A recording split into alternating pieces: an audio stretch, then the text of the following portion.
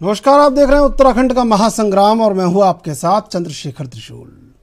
उत्तराखंड में कांग्रेस की स्थिति किसी से छुपी हुई नहीं है। जी हां, बीते विधानसभा चुनाव में एक तरफ जहां कांग्रेस नतीजे से पहले ही जीत का जश्न मना रही थी, वहीं रिजल्ट आने के बाद 19 विधायक ही जीतकर विधानसभा पहुंच पाए, जिसके बाद से आरोप प्रत्यारोप का सिलसिला लगातार जारी है और प्रदेश प्रभारी से लेकर तमाम नेताओं को अपने ही लोगों ने रडार पर ले लिया है और उन्हें हार का जिम्मेदार बताया जा रहा है, जिससे कांग्रेस के दिग्गज नेता और पूर्व सीएम हरीश रावत का नाम भी शामिल था। जिसके बाद हरीश रावत ने इसकी भरपाई करने की सोची और एक ऐलान किया। एक रिपोर्ट देखते हैं। प्रदेश में गुजरे विधानसभा के बाद उत्तराखंड में बगावत और अंतर्कलह का सामना कर रही कांग्रेस को उभरने के लिए हरदा ने एक ऐलान किया है। जी हां, उन्होंने कहा कि प्रदेश में रहकर ही अब राजनीति करेंगे। हरीश रावत ने अपनी सोशल मीडिया पोस्ट से ये साफ कर दिया है कि वो कर्नाटक चुनाव में कांग्रेस की निश्चित जीत की बधाई देने यानी राजनीतिक उद्देश्य से आखिरी बार दिल्ली पहुंच रहे हैं। हरदा ने साफ कर दिया है कि वो अपना जोर अब उत्तराखंड कांग्रेस को सत्ता में वापस लाने के लिए लगाएंगे। उन्होंने 2017 में हुई कांग्रेस की हार की जिम्मेदारी लेते हुए अपनी पोस्ट में लिखा है कि हार का कारण वो है क्योंकि कांग्रेस का संपूर्ण नेतृत्व उनके हाथ में था, इसलिए अगर प्रदेश में पार्टी को उनके कारण नुकसान हुआ है तो वो उस नुकसान की भरपाई का भी प्रयास करेंगे। हरदा ने ये साफ कर दिया है कि उन्हें पार्टी में किसी पद की चाहत नहीं है, बल्कि वो एक कार्यकर्ता के तौर पर कांग्रेस के चतुर्भुज नेतृत्व को शक्ति देंगे। आपको बता दें कि उत्तराखंड कांग्रेस में कई नेताओं ने हरदा के ऊपर अपनी अनदेखी और बीते विधानसभा चुनाव में हुई कांग्रेस की हार के आरोप भी लगाए थे। हरीश रावत जी बहुत ही वरिष्ठ राजनेता हैं। देश की राजनीति में उनका एक अलग ही स्थान है और राजनीति के जानकार मानते हैं कि हरीश रावत जी अपने आप में राजनीति की चलती फिरती यूनिवर्सिटी हैं और उत्तराखंड की राजनीति में तो उनके कद का कोई भी नेता किसी भी राजनीतिक दल में नहीं है। सत्ताधारी दल भी इसको भली भांति जानता है और सत्ता को भी जब चाहे उनके अनुभव की जरूरत होती है, वो निश्चित तौर पर अपना सुझाव बेबाकी से देते हैं। अब हरीश रावत जी अगर दिल्ली की राजनीति में सक्रिय रहना चाहते हैं या राज्य की राजनीति में सक्रिय रहना चाहते हैं, ये तो आदरणीय हरीश रावत जी को तय करना है, लेकिन उत्तराखंड में निश्चित ही उनकी सक्रियता लगातार है और अगर वो अपनी सक्रियता को बढ़ाना चाहते हैं, निश्चित तौर पर ये अच्छी बात है। उनके राजनीतिक अनुभव का, उनके कद का लाभ कांग्रेस पार्टी को उत्तराखंड में जमीनी स्तर पर मिले, ये सभी कांग्रेस जन चाहेंगे और निश्चित तौर पर आदरणीय हरीश रावत जी स्वतंत्र हैं कि वो अपनी जो भूमिका चाहें वो तय कर सकते हैं। निश्चित तौर पर कांग्रेस जन इससे उत्साहित ही होंगे और उनके राजनीतिक लाभ को लेना चाहेंगे। अब हरदा के ऐलान के बाद उत्तराखंड कांग्रेस को फायदा होगा या नुकसान, ये तो बाद में देखा जाएगा, लेकिन फिलहाल उत्तराखंड में कांग्रेस में कुछ भी ठीक नहीं चल रहा है। प्रदेश अध्यक्ष, नेता प्रतिपक्ष से लेकर कांग्रेस प्रदेश प्रभारी देवेंद्र यादव तक पार्टी के विधायकों और नेताओं के रडार पर आ चुके हैं। अनदेखी का आरोप लगाकर कई वरिष्ठ नेताओं ने एक एक कर किनारा कर लिया है और दूसरी पार्टी ज्वाइन कर ली है। कई बार उत्तराखंड कांग्रेस के नेताओं की अंतर्कलह और आरोपों को शांत करने के लिए कांग्रेस केंद्रीय नेतृत्व से आई कमेटी बैठ चुकी है, लेकिन नतीजा जीरो ही रहा है। अब हरदा के मुताबिक वो दिल्ली की राजनीति से दूर हो जाएंगे और उत्तराखंड राजनीति में सक्रिय भूमिका अदा करेंगे, यानी हरदा जर्जर हो चुके हैं। कांग्रेस के ताबूत में आखिर कील ठोकने को तैयार है, लेकिन ये कील पार्टी में ही न जाने कितने लोगों को चुभ भी सकती है और अगर ना भी चुभी तो क्या हरदा फिर दोबारा सत्ता में कांग्रेस को वापस ला पाएंगे? सुनते हैं बीजेपी का क्या कुछ कहना है। देखिए, हरीश रावत जी का जो बयान है वो राजनीति से प्रेरित रहता है, मीडिया अटेंशन के लिए रहता है। 2017 में भी हरीश रावत ही थे इस प्रदेश में। पहले भी हरीश रावत इस प्रदेश के प्रदेश अध्यक्ष रह चुके हैं, पूर्व मुख्यमंत्री रह चुके हैं, केंद्र में नेता रह चुके हैं। उनके नेतृत्व में कांग्रेस बुरी तरीके से इस राज्य में हारी है और हारी नहीं है, वो भी 2 विधानसभाओं से चुनाव लड़े और पूरी तरीके से हार गए। लेकिन आज भी उनके अंदर पुनः चुनाव लड़ने की ललक है और लोकसभा का चुनाव भी लड़ना चाहते हैं, विधानसभा का भी लड़ना चाहते हैं, वो उनको मुबारक हो। ये उनकी मीडिया अटेंशन के लिए बयान रहते हैं और हरीश रावत सक्रिय राजनीति में हमेशा बने रहना चाहते हैं।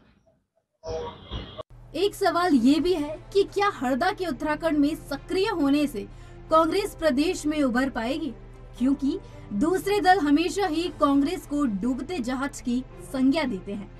अगर हरदा के उत्तराखंड में सक्रिय होने से कांग्रेस की स्थिति सुधर जाए तो अच्छी बात है, मगर लोकसभा चुनाव भी सर पर है और हरदा हरिद्वार से ताल ठोकने की भी तैयारी में है। लेकिन हरिद्वार से दिग्गज कांग्रेस नेता और हरीश रावत के पुराने साथी हरक सिंह रावत भी टिकट लेने का दावा ठोक चुके हैं।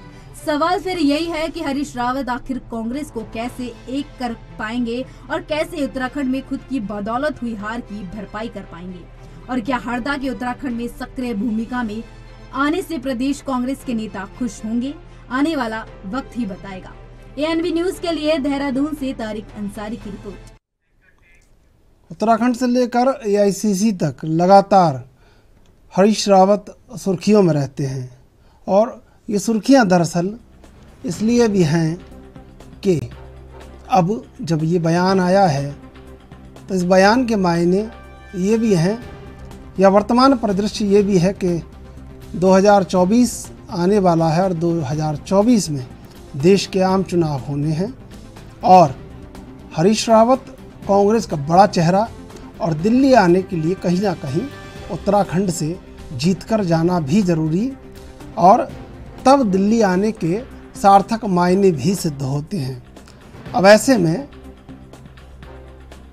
फिर से अपनी ज़मीन पर लौटकर उसको मजबूत करने की कोशिश, और कहीं ना कहीं ये बयान बहुत सारे मायनों में लोकसभा चुनाव की ओर इशारा करता है। लेकिन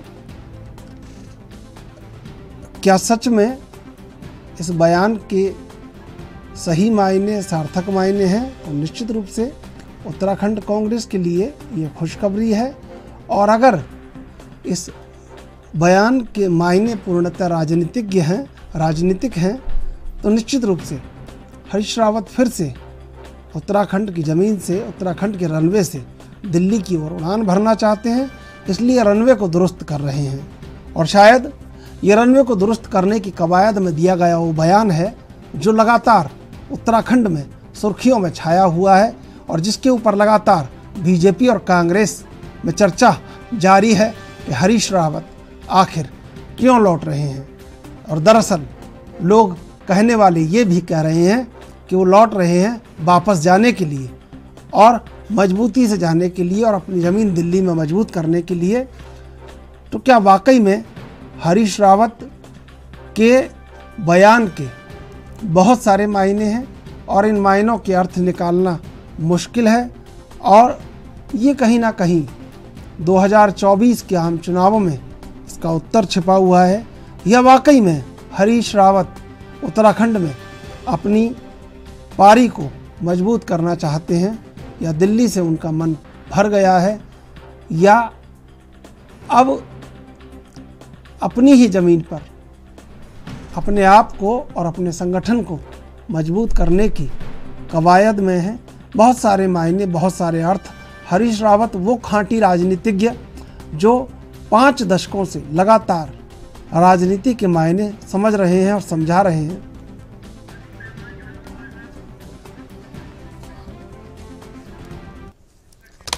तो इसी पे चर्चा करेंगे। 3 मेहमान हमारे साथ मौजूद हैं। सूरज सिंह नेगी, प्रदेश प्रवक्ता कांग्रेस, संजीव वर्मा, प्रदेश प्रवक्ता बीजेपी, गणेश पाठक, वरिष्ठ पत्रकार। आप तीनों का स्वागत है एनबी न्यूज पर।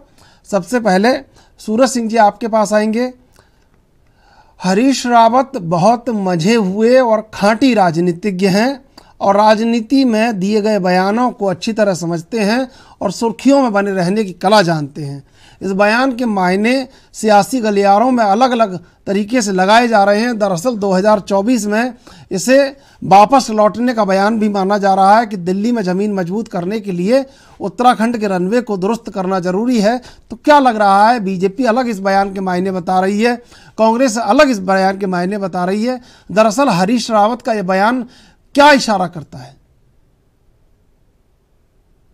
देखिए त्रिशूल जी, हरीश रावत उत्तराखंड के वरिष्ठ नेता हैं, वरिष्ठतम नेता हैं। जी बोलिए बोलिए।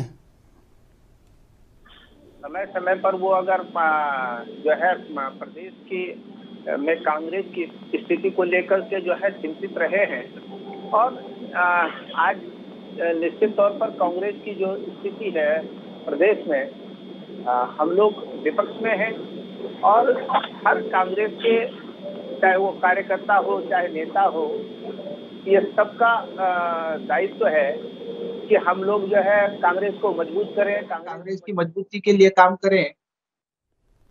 और अगर रावत जी ने इस बारे में अपना मंतव्य प्रकट किया है कि कांग्रेस को मजबूत करना है उत्तराखंड में, निश्चित तौर पर रावत जी कांग्रेस पार्टी के वरिष्ठतम नेता हैं। उनका केंद्र से लेके प्रदेश तक जो है उनका जनाधार है, और अगर उन्होंने प्राथमिकता ये तय की है कि उन्होंने प्रदेश में कांग्रेस को मजबूत करना है, तो निश्चित तौर पर ये स्वागत योग्य कदम है। आप तो बहुत गंभीर हैं, आप मुस्कुरा नहीं रहे। इतना बड़ा कदम है कांग्रेस के लिए, मुस्कुराइए। क्या हरीश रावत उत्तराखंड लौट रहे हैं, उत्तराखंड में कांग्रेस को मजबूत करेंगे? संजीव जी, क्या लग रहा है? बड़े खांटी मजे हुए राजनीतिज्ञ हैं, बयानों के तीर चलाना जानते हैं, सुर्खियों में रहना जानते हैं, और दिल्ली से उत्तराखंड तक लगातार सुर्खियों में छाए रहते हैं। इस बयान के मायने क्या लगते हैं? बीजेपी के लिए चिंता की लकीरों वाले बयान हैं, या फिर बीजेपी के लिए इस बयान का ये अर्थ है कि ठीक है, देखा जाएगा?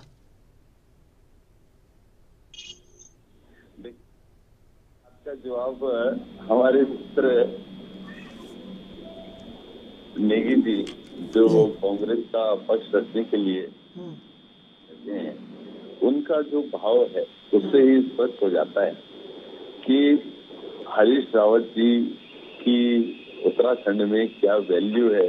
उत्तराखंड के तमाम जितने बड़े नेता, जितने बड़े क्षत्रप और जितने बड़े गुट के एक अलग अलग शहंशाह जितने बैठे हैं, उनके मनों में माननीय हरीश रावत जी के प्रति क्या भाव है।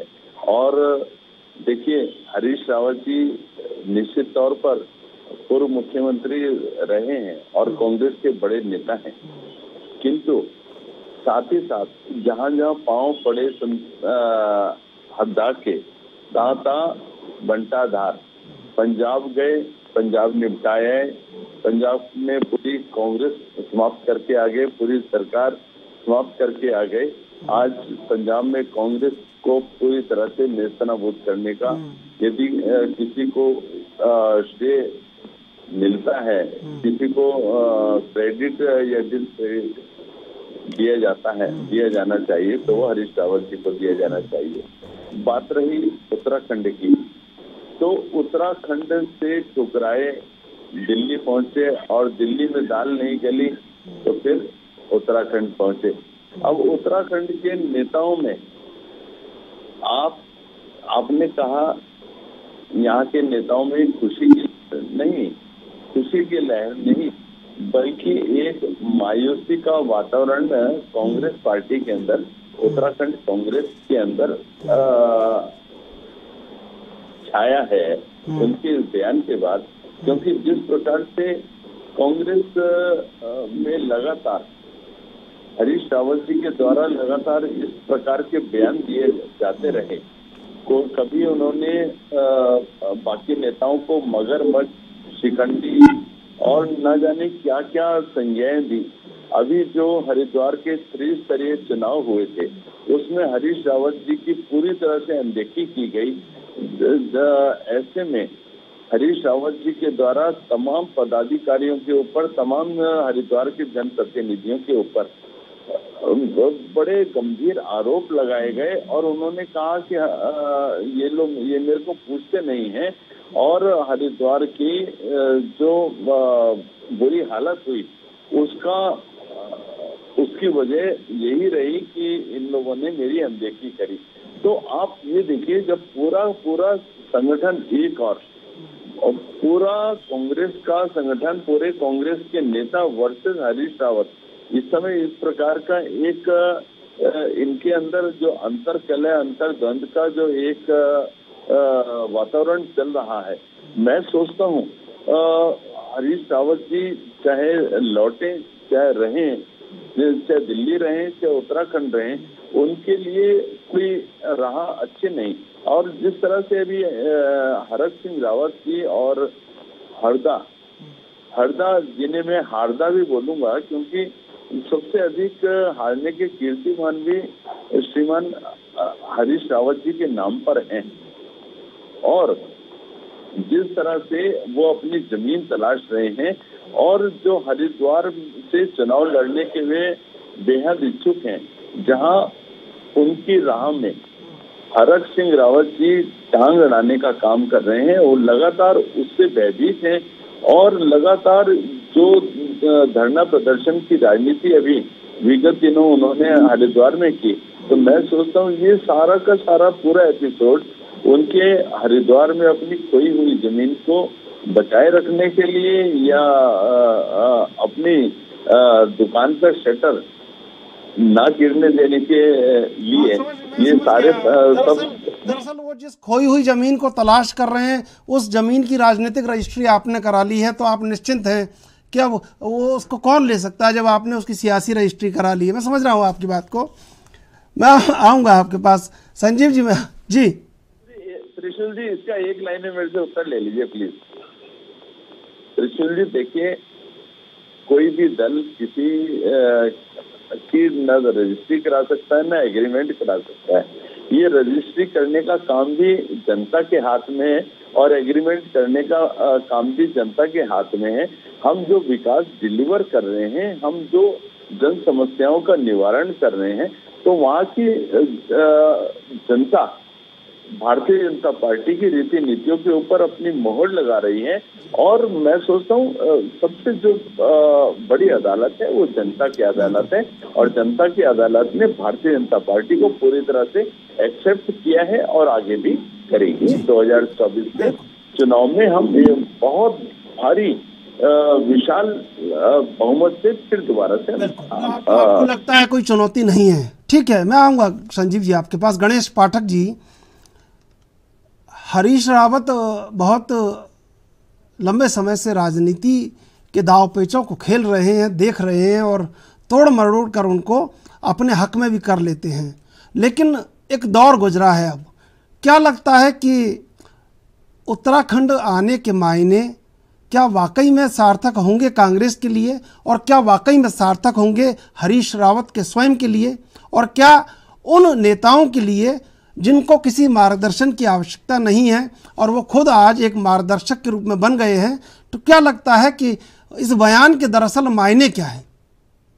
देखिए, जो आपने 3-4 सवाल मेरे से पूछे हैं, अभी जो आप भाजपा और कांग्रेस के प्रवक्ताओं के बयान सुन रहे थे, मेरे वैसे कुछ आपके सवालों का उत्तर तो इससे इन्होंने दिया है, लेकिन इन सबसे हट के जो महत्वपूर्ण बात है, हरीश रावत की 1980 के दशक से राजनीति शुरू होती है और वो अभी भी राजनीति में बने हुए हैं।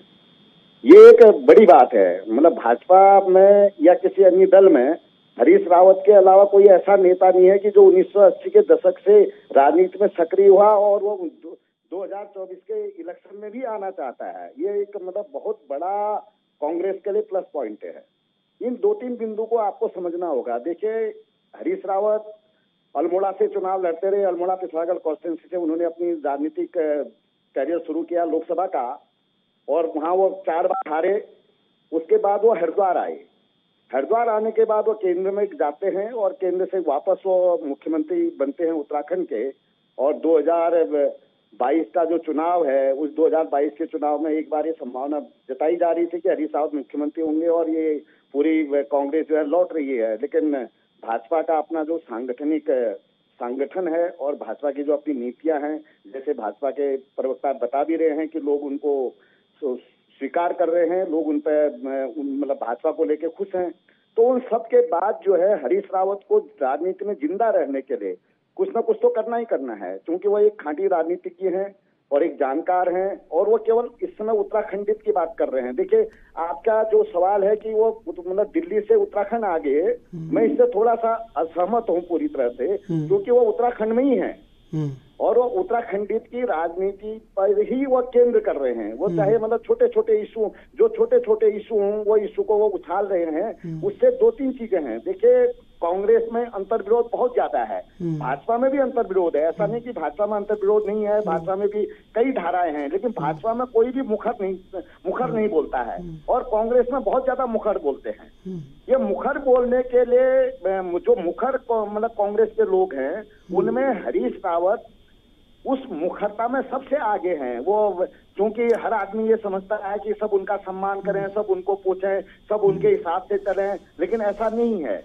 नहीं, अगर ज्यादा मुखर होते तो G23 में चले जाते, लेकिन उतना नहीं गए ना। उनकी चहलकदमी दरअसल आपने कहा ना कि उत्तराखंड में ही है, वो दरअसल इस परिप्रेक्ष्य में मैंने कहा कि जितनी चहलकदमी उत्तराखंड में देखी जाती है उतनी AICC में देखी जाती है उनकी चहलकदमी। इसलिए देखी जाती है कि क्योंकि उत्तराखंड में जो दूसरी मतलब पीढ़ी के जो राजनीतिज्ञ हैं, जो जिन लोगों को हरीश रावत का कहीं न कहीं सहयोग रहा है, वो आज हरीश रावत को अस्वीकार कर रहे हैं। देखिए, अगर AICC में अगर हरीश रावत अगर नहीं जाते हैं या वो केंद्रीय पार्टी की राजनीति में नहीं बने रहते हैं, तो हरीश रावत को कौन पूछेगा? यहाँ कोई नहीं पूछेगा।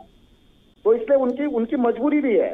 लेकिन इसको समझने के लिए हरीश रावत दो सेंटरों पर चुनाव लड़ना चाहते हैं, एक नैनीताल कॉन्स्टिट्यूंसी पे और दूसरा हरिद्वार कॉन्स्टिट्यूंसी पे। जो हम लोगों की बातचीत हुई है, मतलब डायरेक्ट इनडायरेक्ट या जो भी मतलब लब्बो लबाब जो उनके बयान आ रहे हैं, जो राजनीतिक इक्वेशन बन रही है, उसमें चुनाव लड़ना चाहते हैं। लेकिन वो डरे हुए भी हैं। जैसा कि अभी संजीव वर्मा जी ने कहा कि उनका नाम जो है चुनाव लड़ने का एक बहुत बड़ा रिकॉर्ड है। मतलब क्या मतलब वर्मा जी इस बात को बता सकते हैं कि इतना चुनाव भाजपा से कौन लड़ा है?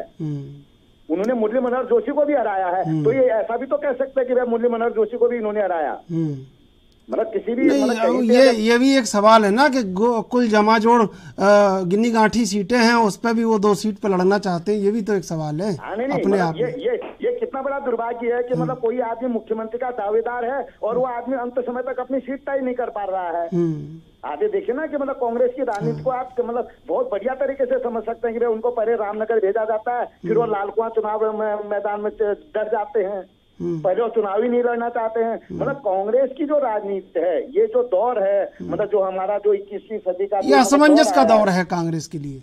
हाँ, ये जो दौर है, उस दौर के हिसाब से हरीश रावत जो भी चाल चल रहे हैं वो पिट रहे हैं, नो डाउट। लेकिन इसके बावजूद भी हरीश रावत राजनीतिक सुर्खियों में है, अखबार की सुर्खियों में है। अभी आप डिबेट कर रहे हैं, अगर मतलब किसी और दूसरे नेता पर आप डिबेट नहीं कर रहे हैं। कांग्रेस को जिंदा रखने के लिए हरीश रावत को ऐसा करना जरूरी है। ये भी एक बड़ी मतलब मैं जो समझता हूँ कि ठीक है, ऐसा बयान सियासी गलियारों में बयान आता है तो चौकन्ने हो जाते हैं दल के, अब क्या होने वाला है। लेकिन दरअसल होता जाता कुछ नहीं है ना, तो फिर ये लगता है कि नहीं कुछ नहीं होगा, इससे भी कुछ नहीं होगा, इसलिए ये चर्चा हम कर रहे हैं। हाँ, नहीं आप सही कर रहे हैं। आपकी चर्चा बहुत सही है। मतलब मैं ये कह रहा हूँ कि हरीश रावत जो है चर्चा में बने रहना चाहते हैं, और ये कांग्रेस के लिए बहुत जरूरी है। सुर्खियों में बने रहने की अदा है। हाँ, अगर सुर्खियों में नहीं बने रहेंगे तो कांग्रेस तो यहाँ 52 में चली जाएगी। लेकिन उनके सुर्खियों में बने रहने से ज्यादा जमीन पर कांग्रेस को मजबूत करने की भी तो जरूरत है आज। ऐसा है सर, देखिए मतलब कांग्रेस को मतलब जमीन मजबूत करने के लिए कांग्रेस को बहुत काम करने हैं। कांग्रेस को केवल भाजपा से ही नहीं लड़ना है, अपने आप से भी लड़ना है, अपने से भी लड़ना है। हाँ, ये है ना, मतलब कांग्रेस। चलिए, मैं अब आपके पास आऊंगा। सूरज सिंह नेगी जी, जैसा कि गणेश पाठक जी ने कहा, उनके राजनीतिक वर्चस्व को उन्होंने कहा कि डिनाई नहीं, उनको अस्वीकार नहीं करना चाहिए राजनीतिक वर्चस्व को। लेकिन वर्तमान दौर जो कांग्रेस के लिए असमंजस का है, और अब वो कह रहे हैं, ये भी उन्होंने खुलासा किया कि 2 सीटों से लड़ सकते हैं। गिन्नी गांठी जमा जोड़ आपके पास उत्तराखंड में सीटें हैं, उनमें भी 2 सीट से अगर हरीश रावत लड़ लेंगे तो बचा क्या आपके पास? तो ऐसे में नए नेताओं को मौका कहाँ मिलेगा? तो ये बयान तो इन्होंने तो और ज़्यादा मुझे असमंजस में डाल दिया, इस बयान को कहीं धर्म संकट के रास्ते पर ले गए। आप इसका निराकरण कीजिए कि ये धर्म संकट कैसे हल होगा, क्योंकि अगर 2 सीटों पर लड़ने की इच्छा जाहिर करते हैं तो कहीं ना कहीं फिर और अंतर्विरोध कांग्रेस में उत्पन्न होगा आने वाले समय में। हमारे भारतीय जनता पार्टी के मित्र कह रहे थे कि हरीश रावत जी के बयान से कांग्रेस के प्रदेश नेतृत्व में मायूसी है। अरे मायूसी किस बात की भाई? उनके आने से अगर नहीं बोल रहे थे ना, आपने ऊर्जा से नहीं बोला, तो उन्होंने आपका चेहरा देखा कि इतना मायूसी से क्यों बोल रहे हैं। हरीश रावत उत्तराखंड को मजबूत करने के लिए बयान दे रहे हैं, सूरज सिंह नेगी जी मुस्कुरा भी नहीं पा रहे हैं, तो इसलिए उन्होंने बोला। मैं त्रिशूल जी ये कहना चाह रहा हूँ इनको कि हरीश रावत जी के बयानों से भारतीय जनता पार्टी की सरकार हिलती रहती है। जब कोई बयान देते हैं तो भारतीय जनता पार्टी में खलबली मच जाती है और हर बार इनको एक नया डर सा पैदा हो जाता है। तो ये निश्चित तौर पर कांग्रेस संगठन में प्रदेश नेतृत्व में कोई मायूसी नहीं है, पूरी शिद्दत के साथ जो है हरीश जी के साथ खड़े हैं। अगर प्रदेश में कांग्रेस को मजबूत करने की बात करते हैं तो होना चाहिए। प्रत्येक व्यक्ति जो राजनीति में है और जिनका कद है, जो प्रदेश के मुख्यमंत्री रह चुके हैं, केंद्रीय मंत्री रह चुके हैं, कई बार के सांसद रह चुके हैं, तो उनका जो है एक अपना नजरिया है। और उत्तराखंडियत को लेकर उनकी जो उन्होंने जो शुरुआत की है उसमें भारतीय जनता पार्टी कहीं टिकती नहीं है। रही 2 सीट से चुनाव लड़ने की, तो ये तो हमारा हाईकमान तय करेगा कि किस व्यक्ति को 2 सीटों से लड़ाना है, किसको 1 सीट से लड़ाना है, किसको लड़ाना है, किसको नहीं लड़ाना है, ये तो केंद्रीय नेतृत्व तय करता है। तो यहाँ पर ऐसी कोई बात नहीं है। और निश्चित तौर पर जो हरीश रावत जी का कर ही चुके हैं ना, सामने तो आ गया आपके, अभी सुन तो लिया गणेश पाठक से आपने, तो खोले रूप से कह रहे हैं हरिद्वार, नैनीताल, और एक नाम गिना देती तो पूरा उत्तराखंड ही आ जाएगा, फिर तो बचा क्या बताइए। तो पाठक जी ने अपना मंतव्य बताया है, कोई तो कहीं जाहिर किया होगा, उन्होंने तो बताया है, उनको तो कहाँ से पता चल गया होगा। और संजीव वर्मा जी कह रहे हैं कि जो जमीन है वो तलाश रहे हैं, उनकी रजिस्ट्री हमने करा ली है पहले से ही। ऐसा कुछ नहीं है। और रजिस्ट्री तो जनता के हाथ में होती है। जनता जब चाहे किसी को रजिस्ट्री थमा दे, किसी को एग्रीमेंट थमा दे, जब चाहे तब ले ले। तो अभी लगता नहीं कि भारतीय जनता पार्टी की परमानेंट कोई रजिस्ट्री हुई है। वो मुस्कुरा रहे हैं, देखिए वो प्रसन्न हो रहे हैं संजीव वर्मा जी कि हमने करवा ली है। हाँ, वो आप हिला भी नहीं पाओगे रजिस्ट्री के हाथ से। अब की बात जनता जो है इनको करने वाली नहीं है, इसलिए मुस्कुरा रहे हैं वो। ऐसा हो कि तुम इतना जो मुस्कुरा रहे हो, क्या गम है जिसको छिपा रहे हो, वो उस तरह से मुस्कुरा रहे हैं क्या? बिल्कुल बिल्कुल बिल्कुल। तो बोलिए ना, आप बोल क्यों नहीं रहे हैं? आप तो बोल ही नहीं रहे हैं, मुझे ही बोलना पड़ रहा है आपकी वजह से। आप बोलेंगे तो अच्छा लगेगा ना। अब ये मायूसी का प्रदर्शन है, आप बोल नहीं रहे हैं। आप बोलिए, खुशियों का तूफान आया हुआ है, हरदा उत्तराखंड में पूरी जमीन मजबूत करने वाले, तो आप बोलिए भाई, मैं तो पूछ लूंगा उनसे सवाल। संजीव वर्मा जी, इनका टिकट छीनने में हरदा का भी हाथ है। नहीं, ऐसा कुछ नहीं है, ऐसा कुछ नहीं। संजीव वर्मा जी, कुछ बातें अपने आप समझ ली जाती हैं, कुछ बातें कही नहीं जाती हैं।